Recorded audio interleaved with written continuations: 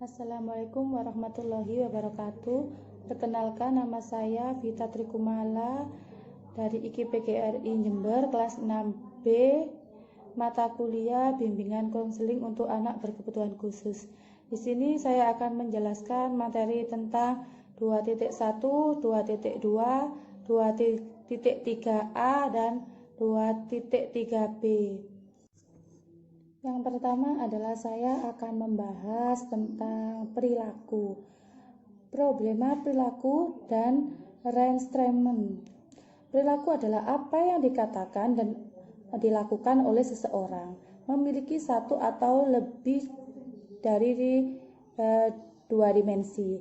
Perilaku dapat diamati, dideskripsikan, dan dapat direkam.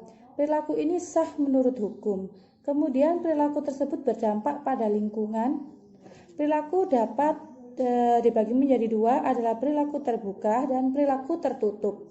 Contoh soal adalah pada pertemuan kemarin, anak berkebutuhan khusus yang bernama Suketi, ketika dia marah dan berteriak dan membanting pintu, jadi dampak pada lingkungan adalah orang-orang di sekitar lingkungan anak berkebutuhan khusus tersebut akan shock dan kaget. Kemudian dampaknya apalagi ya? Pintu akan menjadi rusak. Kemudian perilaku ini dapat terbuka dan tertutup. Apa itu perilaku terbuka? Disebut overt. Misalnya berjalan, berlari, menangis, dan lain-lain. Perilaku tertutup kita sebut dengan covert. Contohnya berpikir, baper, marah.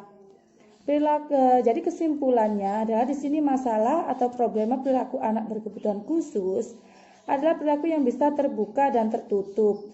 Kemudian perilaku tersebut adalah perilaku yang berlebihan, jadi perilaku yang berkekurangan. Kita akan bagi menjadi 10 bagian apa itu anak berkebutuhan khusus. Tentunya pasti sudah paham. Oke, dalam perilaku anak berkebutuhan khusus ini pastinya selalu ada problema. Problema adalah masalah yang datang harus kita selesaikan atau harus kita perbaiki. Masalah apa? Yaitu masalah tingkah laku yang berkelebihan dan juga masalah yang tingkah laku yang berkekurangan. Kita ketahui bahwa anak berkebutuhan khusus itu adalah anak yang membutuhkan layanan khusus. Apa saja anak yang berkebutuhan khusus? Tolong Anda menyimak kembali video yang kedua. Jadi kali ini kita akan membahas 10 problema perilaku anak berkebutuhan khusus. Yang pertama adalah anak dengan gangguan emosi dan sosial yang bisa kita sebut dengan kindak disorder. Yang kedua adalah tingkah laku agresif. Ini biasanya adalah tindakan merusak. Tindakannya adalah merusak secara berkelompok atau bisa kita sebut sosial agresif. Yang ketiga adalah masalah kepribadian. Ini adalah masalah kepribadian yang sebenarnya tidak dialami oleh anak berkebutuhan khusus saja, tetapi juga dialami oleh orang-orang dewasa. Jadi masalah kepribadian ini disebut asitilitrol. Yang keempat adalah tingkah laku dewasa, matang, imaturi, tingkah laku yang kurang dewasa atau kurang matang. Tingkah laku yaitu tidak sesuai dengan umurnya. Misalnya anak berkebutuhan khusus yang usianya 17 tahun tetapi perilakunya masih seperti anak playgroup. Seperti itu ya, dinamakan tingkah laku kurang dewasa atau kurang matang yang disebut imatori. Yang kelima adalah selanjutnya kita akan membahas tentang anak yang memiliki gangguan pemusatan perhatian atau disebut ADHD, Attention Deficit Hyperactive Disorder. Yang keenam adalah anak gangguan autisme. Yang ketujuh adalah gangguan anak yang bertingkah laku kekurangan. Kemungkinan yang kurang ini adalah mengalami gangguan kecerdasan. Yang kesembilan adalah kita akan membahas anak yang memiliki gangguan sensori. Yang kesepuluh adalah anak yang mengalami gangguan pada motoriknya atau motorik berlanjut. Membahas materi yang pertama adalah yaitu anak dengan gangguan emosi sosial yang disebut kindak disorder. Perilaku apa yang nampak pada anak yang memiliki gangguan emosi dan sosial adalah biasanya anak yang suka sekali memukul teman atau guru.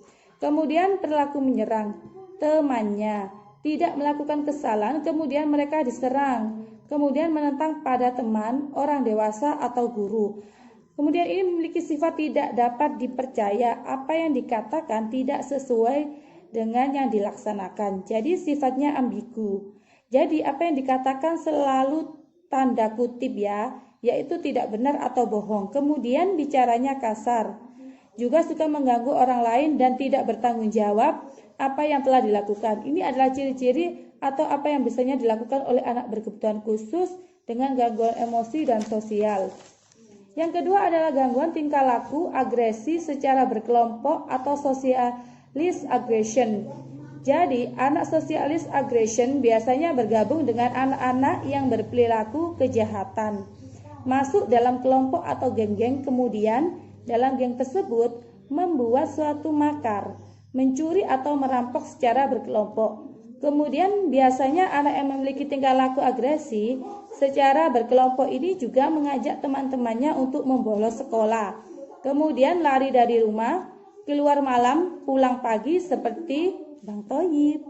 Yang ketiga adalah masalah kepribadian atau Siti Nikrol. Jadi bagaimana perilaku masalah kepribadian? Biasanya anak yang memiliki masalah kepribadian ini merasa cemas, takut secara berkelebihan, fobia. Contohnya salah satu anak ketika berangkat ke sekolah selalu merasa sakit perut, bolak-balik ke kamar mandi. Ketika ditanya kenapa, anak tersebut selalu tidak menjawab.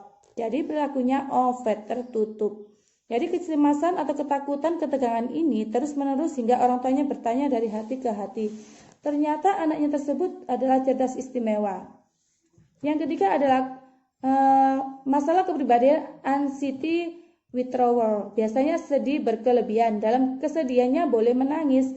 Kadang dalam menangis ada sebuah kelegaan, bahagia sebenarnya, tetapi kesedihan ini tidak boleh berlarut-larut. Yang keempat adalah imatori, perilaku yang kurang dewasa atau kurang matang. Biasanya anak yang memiliki problema perilaku dalam kategori imatori ini adalah kemampuan perhatiannya pendek. Ia tidak bisa memperhatikan guru dalam jangka waktu yang terlalu panjang. Kemudian biasanya perilaku dia pasif, suka melamun, tidak memiliki inisiatif, kurang minat dalam mata pelajaran juga. Biasanya anak ini sangat mudah sekali bosan. Biasanya anak yang termasuk dalam imatori ini adalah perilaku kurang dewasa atau kurang matang. Ini kurang memiliki semangat untuk berusaha.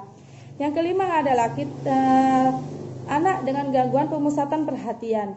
Anak yang biasanya memiliki aktivitas motorik yang sangat berlebihan, energinya dahsyat, tetapi anak tersebut biasanya dalam kelas kurang perhatian. Jadi tugas-tugas dari ibu guru tidak diselesaikan karena mereka bingung dengan arahan-arahan. Kemudian anak ini biasanya menjawab sesuatu tanpa ditanya. Kemudian di organisasi tidak bisa bermain, tidak bisa belajar dalam satu kelompok, dan tidak bisa bekerja sama dalam satu kelompok. Aktivitas motorik yang berkelebihan sangat bagus, tetapi kalau terlalu berkelebihan juga akan berdampak pada perkembangan lainnya. Contohnya perkembangan akademik. Jadi ketika di masa lalu memiliki anak berkebutuhan khusus, yaitu akan anak berkategori gangguan pemusatan perhatian di SD inklusi, ia anak sangat menyukai bola, dan di kelas pun dia senang bermain bola. Otomatis kebiasaan itu akan mengganggu teman lainnya. Jadi apa yang kita lakukan? Yang kita lakukan adalah menyembunyikan bola tersebut. Ketika anak marah, tantrum, bergulung-gulung, berteriak. Jadi kita lakukan CBT, terapi behavior atau instructional coping. Anak tersebut akhirnya bisa kita tahan. Ayo kerjakan tugasnya, kalau udah selesai boleh bermain bola, seperti itu. Yang keenam adalah anak dengan gangguan autistik. Ini adalah kita ketahui memiliki tingkah laku berlebihan yang berkekurangan. Tingkah laku berkelebihan itu apa? Misalnya suka sekali hand clapping, suka mengepak-ngepakkan tangan, berputar-putar, memutarkan badan, melompat-lompat seperti itu. Kemudian juga tantrum, tidak ada sesuatu yang simbus. Kemudian dia menjerit, menangis, menyakiti diri sendiri, kemudian menyakiti orang lain. Yang ketujuh adalah Yang kedelapan adalah anak yang dengan gangguan kecerdasan. Anak dengan gangguan kecerdasan ini biasanya mudah sekali beralih perhatian. Misalnya di luar kelas ada suara berisik dan dia akan beralih, apalagi mendengar pesawat dia akan keluar kelas seperti itu. Kemudian anak dengan gangguan kecerdasan ini biasanya juga hiperaktif. Jadi dia suka mengganggu teman karena dia merasa katakanlah beban terhadap pembelajaran akademik itu. Jadi untuk menetralisirnya biasanya dia itu mengganggu temannya. Kemudian dia biasanya mudah sekali frustasi, mudah sekali putus asa, menarik diri, kemudian jika tersinggung biasanya emosinya tidak terkontrol, meledak-ledak, merusak benda, menyakiti diri sendiri dan orang lain. Yang kesembilan adalah anak dengan mengalami gangguan sensori. Dua kali ini sensori ini biasanya tidak mengalami hambatan dalam perilaku, tetapi kelompok ini mengalami hambatan dalam penglihatan dan pendengaran. Jadi walaupun dalam kelompok ini tidak memiliki hambatan dalam perilaku yang serius, tapi anak tersebut membutuhkan layanan khusus. Yang ke-10 adalah anak dengan gangguan motorik. Anak dengan gangguan motorik ini memiliki hambatan dalam hal misalnya dalam hal mobilitas terbatas. Daya untuk menolong diri sendiri juga terbatas. Kemudian dalam interaksi sosial juga terbatas. Ini lebih kompleks setelahnya dengan belajar bina diri dan gerak dalam ABK. Kemudian saya akan membahas 2.2 yaitu permasalahan anak berkebutuhan khusus. Bimbingan konseling anak berkebutuhan khusus, dunia anak-anak berkebutuhan khusus. Permasalahan anak berkebutuhan khusus yaitu terdiri dari 3 subbab. Yang pertama adalah anak berkebutuhan khusus, yang kedua adalah dunia ABK, dan ketiga adalah fungsi dan peran konseling. Dunia ABK sama dengan dunia kita, dunia yang membahagiakan. Jadi kita paham nih, untuk meminimalisir permasalahan yang dihadapi anak berkebutuhan khusus ini, maka pemerintah telah mencanangkan pendidikan inklusi. Jadi anak berkebutuhan khusus tidak harus di SLB, tetapi juga bisa di sekolah umum berbaur bersamaan dengan anak pada umumnya, dengan tujuan fasilitas yang dibutuhkan anak berkebutuhan khusus, dan ini sudah dilaksanakan di kota-kota besar. Namun kenyataannya program ini apa sudah terlaksana dengan benar? Jawabannya belum, karena dari hasil-hasil riset atau penelitian memiliki kendala-kendala permasalahan-permasalahan di sekolah, khususnya yang dialami oleh guru. Ini nantinya akan berimbas pada peserta didik, khususnya pada peserta anak berkebutuhan khusus. Perlu kita ketahui, setiap tahunnya jumlah anak berkebutuhan khusus terus meningkat. Paling sedikit 10% dari anak usia sekolah yang memiliki anak berkebutuhan khusus. 21,42% yang berada pada rentang usia 5-18 tahun.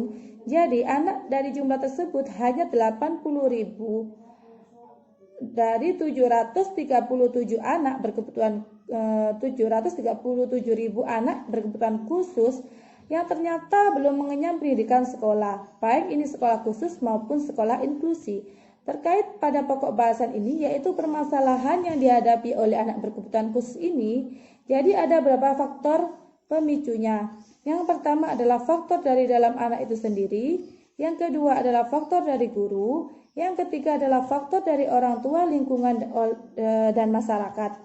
Yang pertama adalah faktor dari dalam diri anak itu sendiri, yang terkadang anak berkebutuhan khusus merasa minder dengan keistimewaan yang telah Allah berikan kepadanya, belum memahami dirinya.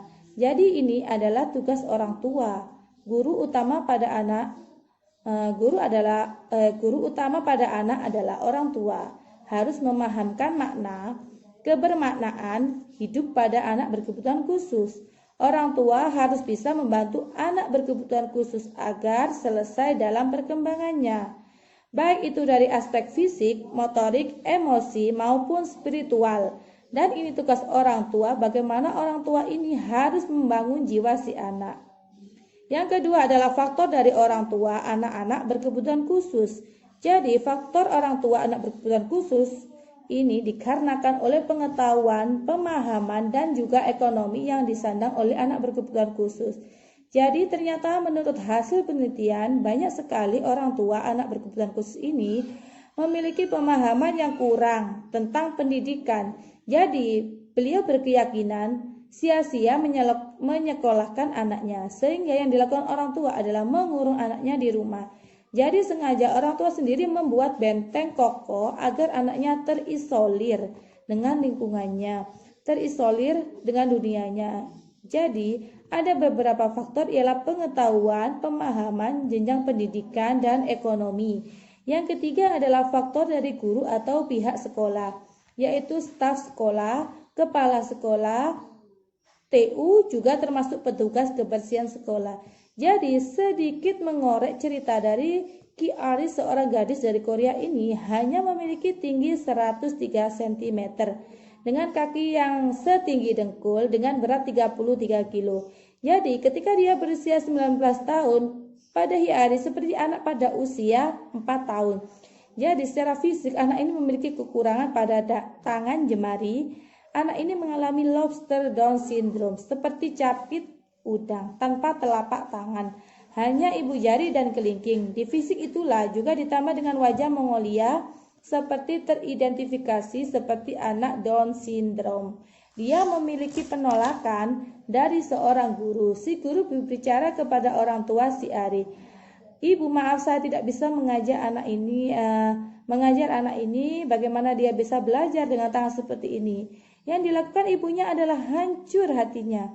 Ketika putrinya yang dicintai mendapat perilaku dari guru, maka si ibu berhati mulia. Demi mendorong perkembangan anaknya, dia sepenuhnya dengan berobsesi menjadikan Ki Ari menjadi seorang pianis. Dengan jalan tak mudah, dengan perjuangan, dan endingnya adalah dia bisa membuktikan pada dunia bahwa kekurangan yang dimiliki dari putrinya itu adalah sesuatu yang luar biasa. Maka dengan ketekunan, kepercayaan diri, kesabaran dapat membuahkan hasil yang gemilang. Maka ketika Ari menjadi ahli pianis, dia dapat manggung ataupun konser bahkan di Indonesia. Di Indonesia masih banyak oknum guru yang belum memahami keberagaman anak berkebutuhan khusus. Di balik anak berkebutuhan khusus ini tersimpan mutiara yang begitu indah, karena Allah membekali potensi sukses untuk anak berkebutuhan khusus. Jadi apapun yang diciptakan oleh Allah itu tidak ada yang sia-sia, semuanya bermakna dan berarti. Suatu hari ada kasus orang tua membawa anaknya ke sekolah dengan kelainan Down syndrome. Sebelum diterima guru-guru berfisik, jangan diterima. Padahal sekolah tersebut adalah sekolah terakhir yang dituju karena sudah berkeliling hingga anak tersebut tidak sekolah, hingga tidak belajar umur beberapa tahun karena pihak sekolah yang dituju tidak ada yang menerima karena keadaan fisik yang disandang anak tersebut. Akhirnya anak tersebut sekolah jauh sekali dari lokasi rumahnya. Jadi endingnya apa? Anak berkebutuhan khusus tersebut merasa lelah ketika sudah sampai di sekolah. Dari contoh-contoh kasus yang telah tersebut, mari kita pahami kembali ke Undang-Undang Dasar yang tertuang nomor 20 tahun 2003 pasal 5. Setiap warga Indonesia memiliki hak yang sama untuk mengenyam pendidikan, termasuk warga negara yang memiliki kelainan fisik, emosional, intelektual, mental. Jadi mereka berhak menerima atau memperoleh pendidikan khusus. Ini harus dipahami oleh semua guru, oleh akademisi, berkaitan dengan masalah tersebut yang terkait pada Undang-Undang nomor 20 tahun 2003. Jadi pemerintah ini melaksanakan pendidikan inklusi untuk memfasilitasi dan memberikan hak pada anak berkebutuhan khusus. Masih banyak kendala pada sekolah inklusi. Yang pertama adalah manajemen di sekolah belum optimal yang berdampak pada anak berkebutuhan khusus. Yang kedua adalah tenaga pengajar atau guru. Ini tidak memiliki kapabilitas mengajar anak berkebutuhan khusus. Masih kurang adanya sumber daya manusia. Guru pendamping khusus yang memiliki pemahaman, karakter, maupun memahami karakteristik anak berkebutuhan khusus dan belum menguasai metode-metode untuk menangani anak berkebutuhan khusus. Jadi guru di sini merasa kewalahan dalam menangani anak berkebutuhan khusus. belum memahami karakteristik anak berkebutuhan khusus yang beragam dan memiliki penanganan yang berbeda-beda.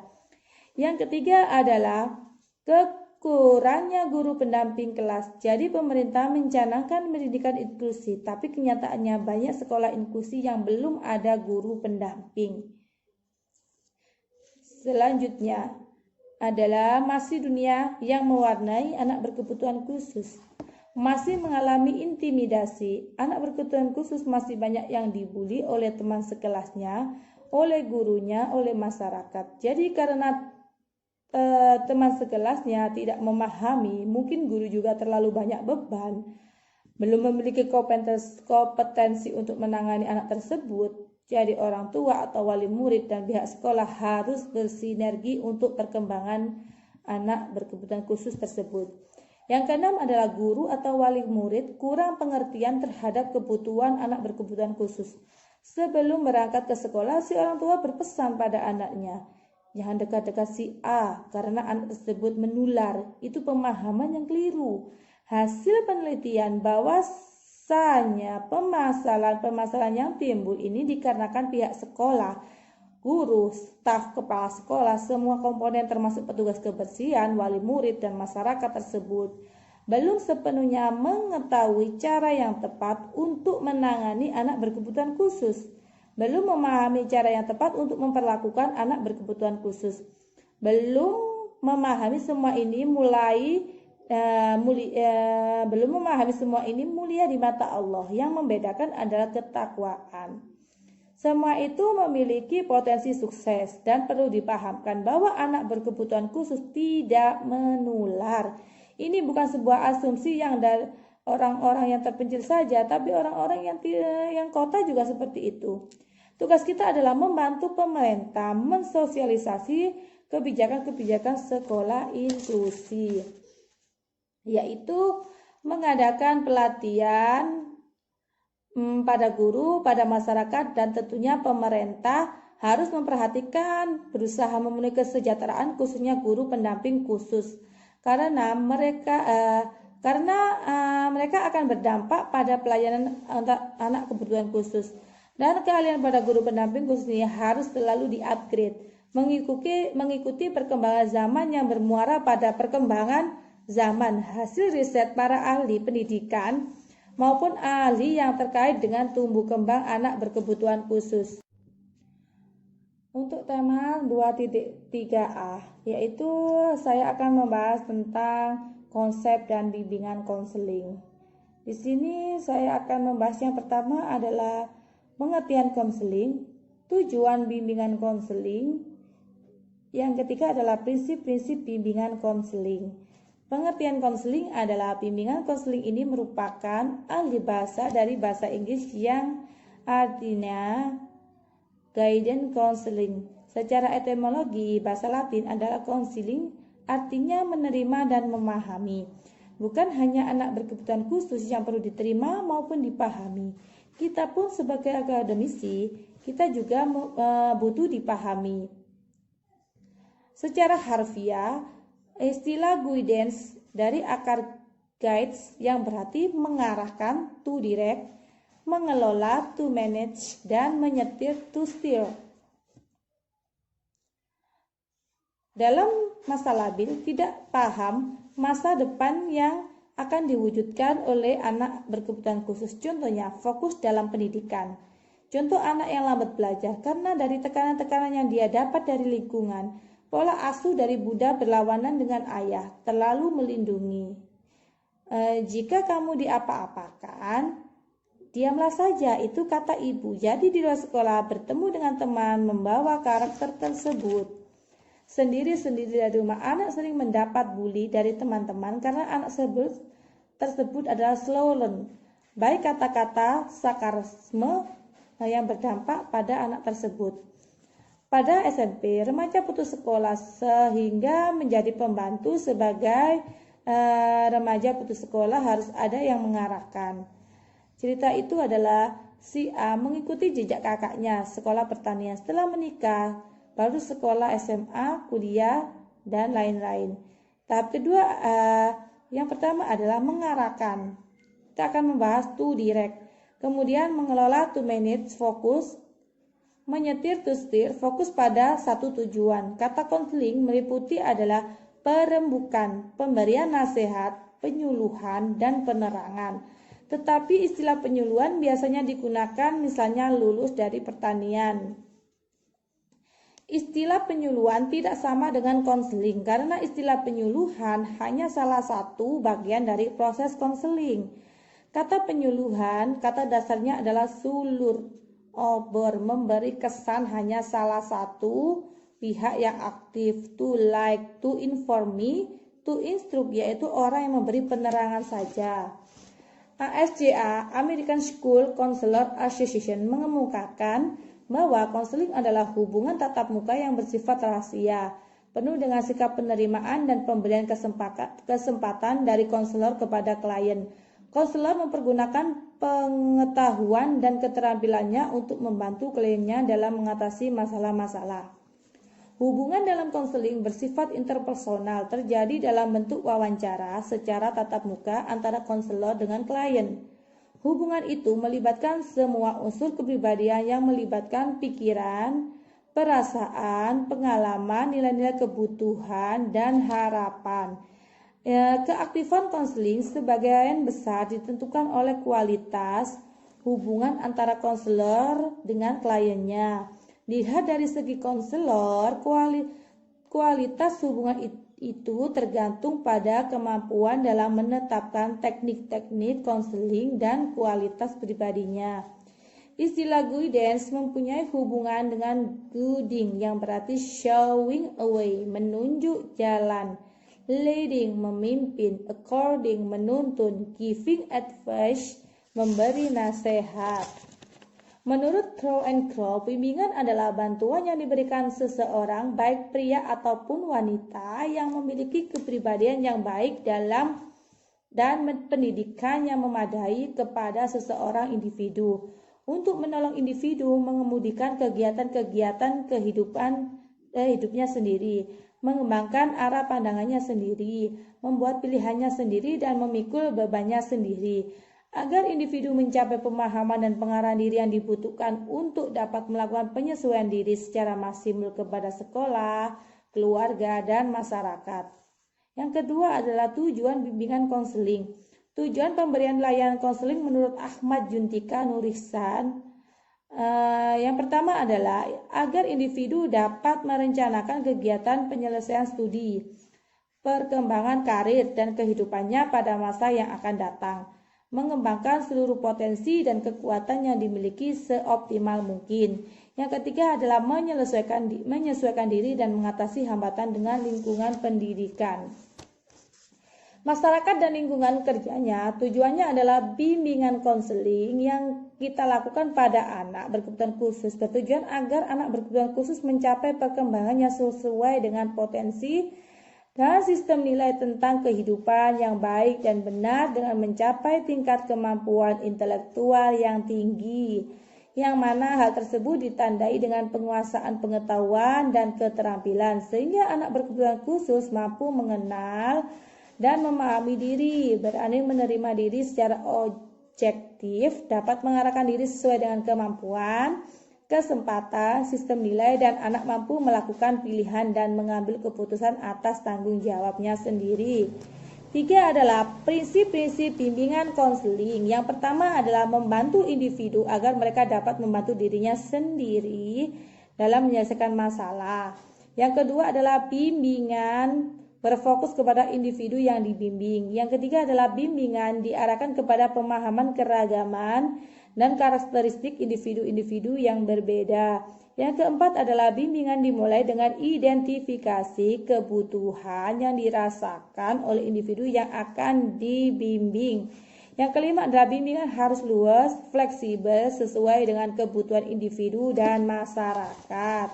Yang keenam adalah program bimbingan di lembaga pendidikan harus sesuai dengan program yang dikembangkan pada lembaga yang bersangkutan.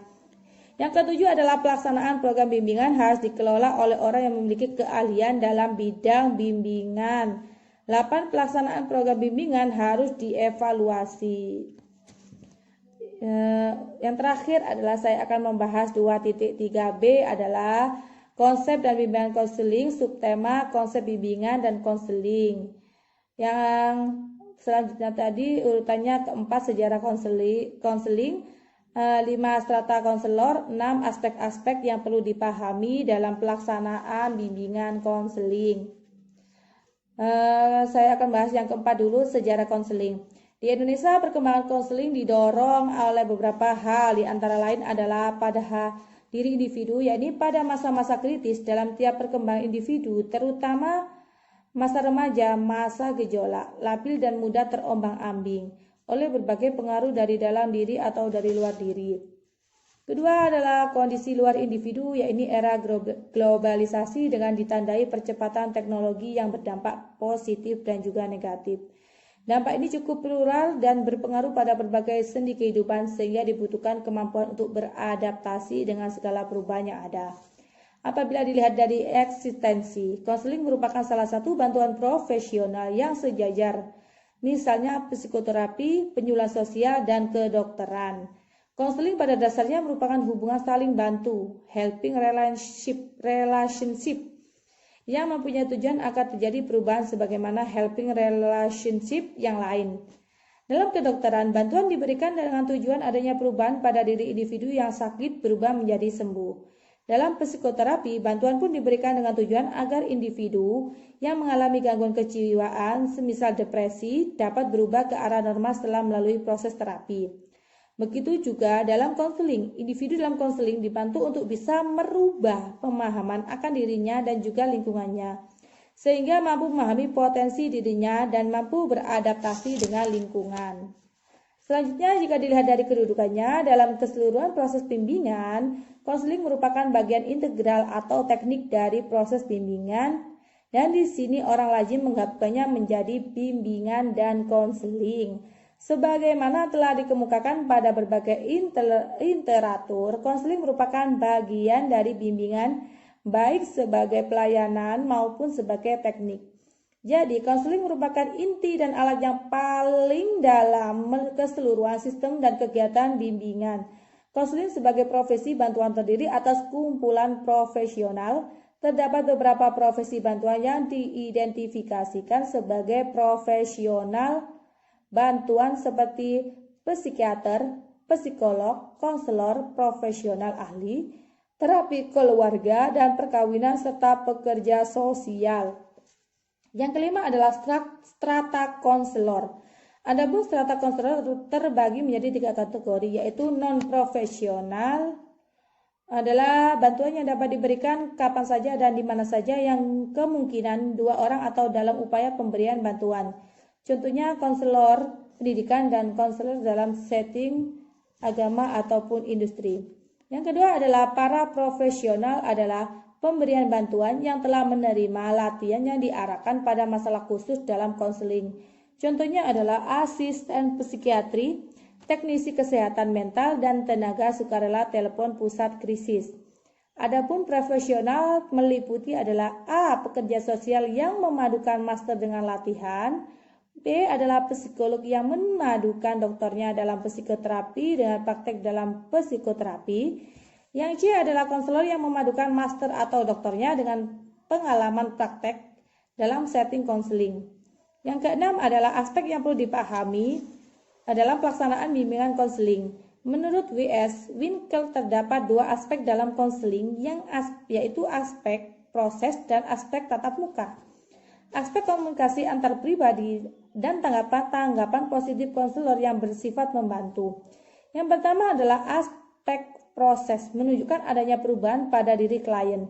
Yang kedua adalah aspek tatap muka, menunjukkan adanya pertemuan berhadapan antara konselor dan klien, serta adanya wawancara mengenai permasalahan yang dihadapi klien.